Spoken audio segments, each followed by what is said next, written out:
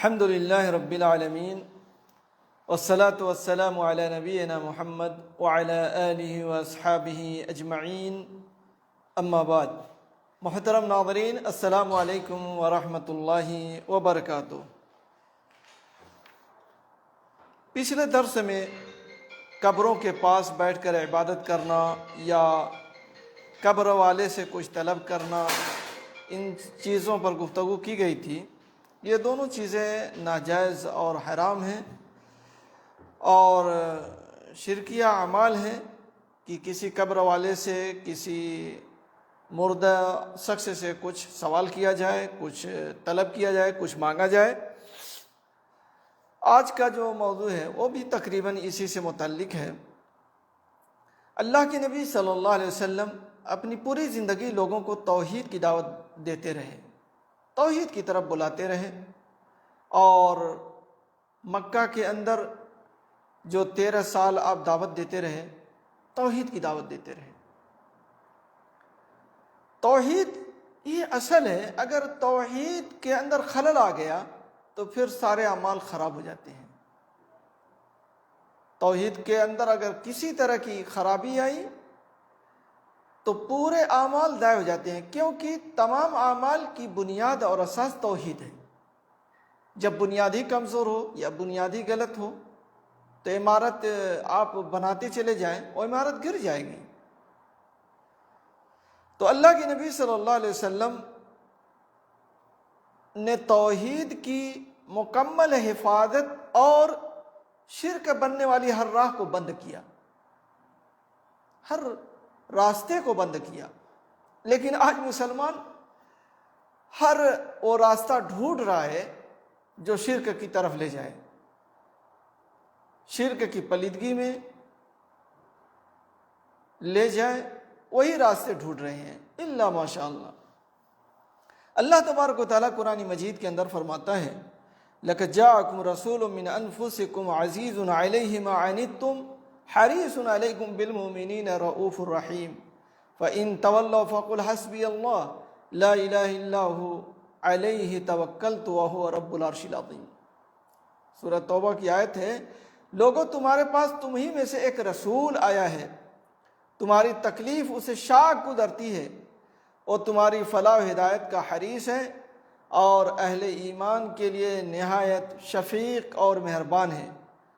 پھر اگر یہ لوگ پھر جائیں تو آپ صلی اللہ علیہ وسلم ان سے کہہ دیجئے کہ میرے لیے اللہ کافی ہے، اس کے سوا کوئی معبود نہیں، میرا بھروسہ اسی پر ہے، اور وہی عرش عظیم کا مالک ہے۔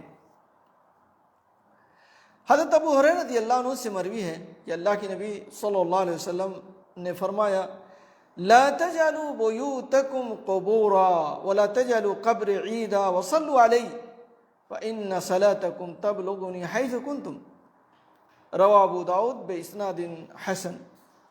اس کا امام ابو داؤد نے روایت کیا ہے اور اس کی سند حسن درجے کی ہے۔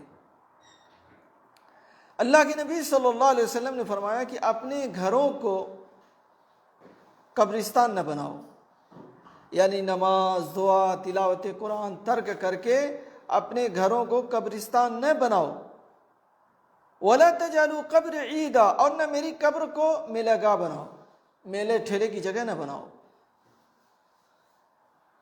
جیسے یہود و نصارہ اپنے نبیوں کی، رسولوں کی قبروں پر آ کر کے اکٹھا ہوتے تھے اور وہاں پر اس کو میلے ٹھیلے کی جگہ بنا لیے تھے۔ اللہ کے نبی صلی اللہ علیہ وسلم فرماتے ہیں کہ میری قبر کو ایسا نہ کرنا۔ فَإِنَّ صَلَاتَكُمْ تَبْلُغُنِي حَيْثُ كُنْتُمْ وَصَلُّوا عَلَيَّ فَإِنَّ صَلَاتَكُمْ تَبْلُغُنِي حَيْثُ كُنْتُمْ، اور تم جہاں بھی ہو مجھ پر درود و سلام پڑھتے رہو، تمہارے درود و سلام مجھے پہنچ جائیں گے۔ یعنی اس حدیث کا مفہوم کیا ہے؟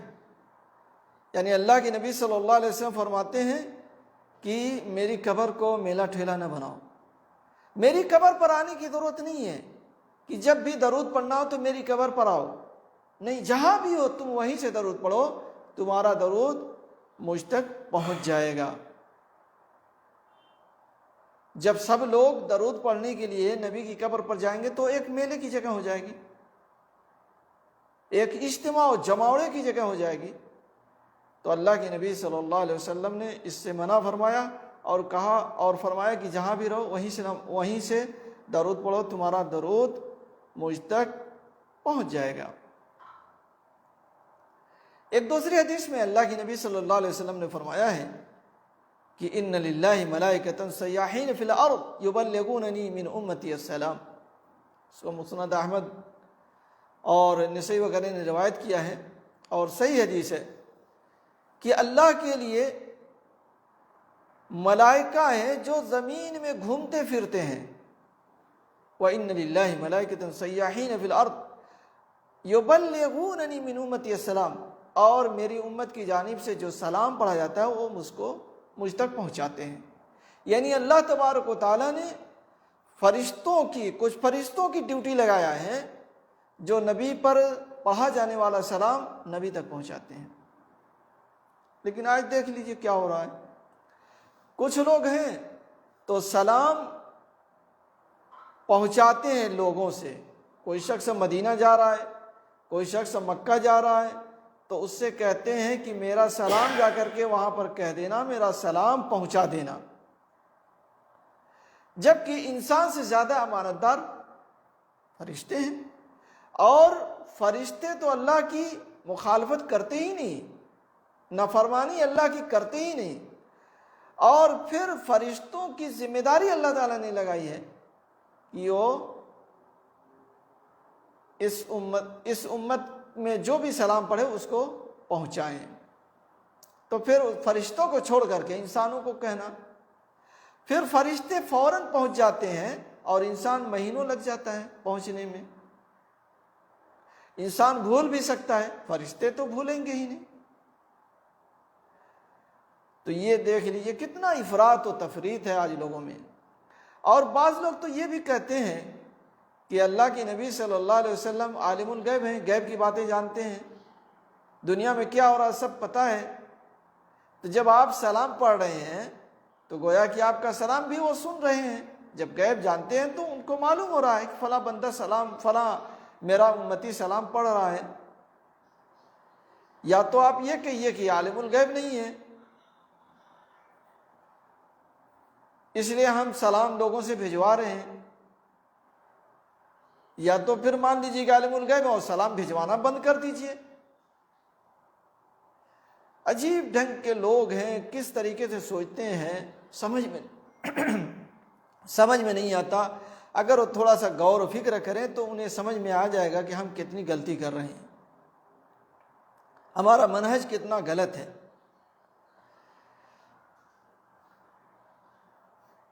زین العابدین علی بن حسین رضی اللہ عنہ، زین العابدین علی بن حسین رحمہ اللہ نے ایک شخص کو نبی صلی اللہ علیہ وسلم کی قبر کے گرد بنی دیوار میں ایک شگاف تھا، اس سے اندر داخل ہو کر قبر کے پاس دعا کرنے لگا۔ یعنی انہوں نے دیکھا کہ وہ دعا کر رہا ہے وہاں پر، تو اسے روک دیا، کہا میں تجھے وہ حدیث نہ بتاؤں جو میرے باپ حضرت حسین رضی اللہ عنہ، حضرت حسین رضی اللہ عنہ نے میرے دادا حضرت علی رضی اللہ عنہ سے، اور انہوں نے رسول اللہ صلی اللہ علیہ وسلم سے سنی تھی۔ آپ نے فرمایا تھا لا تتخذوا قبری عیدا، میری قبر کو عید نہ بناؤ، میلہ گاہ نہ بناؤ، ولا بیوتکم قبورا، اور اپنی قبروں کو اور اپنے گھروں کو قبر نہ بناؤ، قبرستان نہ بناؤ۔ جیسے قبرستان عبادت کی جگہ نہیں ہے، قرآن پڑھنے کی جگہ نہیں ہے، نماز کی جگہ نہیں ہے، ویسے گھر کو نہ بناؤ، بلکہ گھر میں نماز پڑھو، ذکر و اذکار کرو اور قرآن کی تلاوت کرو۔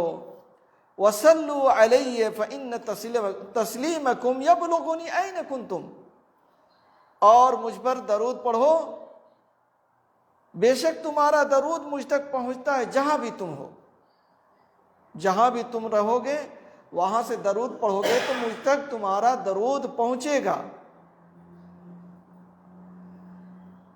اس کو ضیاء الدین المقدسی رحمہ اللہ نے اپنی کتاب المختارہ میں روایت کیا ہے۔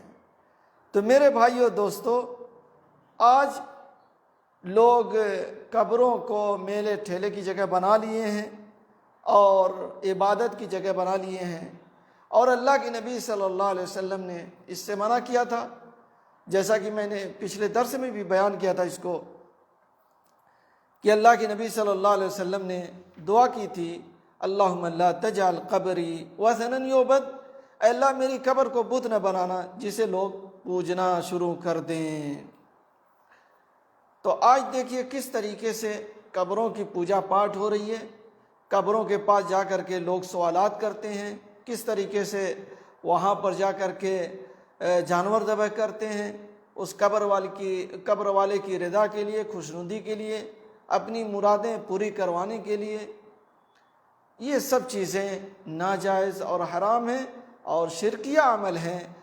اگر کوئی آدمی ان قبر والوں کو پکارتا ہے تو یہ شرک کر رہا ہے، اور ایسے آدمی کے اعمال ضائع و برباد ہو جاتے ہیں۔ اللہ تعالیٰ سے دعا ہے کہ اللہ تعالیٰ ہم تمام لوگوں کو توحید پر اس دنیا میں زندہ رکھے، اور جب ہمارا خاتمہ ہو تو توحید پر ہی ہمارا خاتمہ ہو، اور شرک سے ہم لوگوں کی حفاظت فرمائے۔ آمین۔ وآخر دعوانا ان الحمد للہ رب العالمین، وصلی اللہ علی نبینا محمد وعلی آلہ واصحابہ اجمعین۔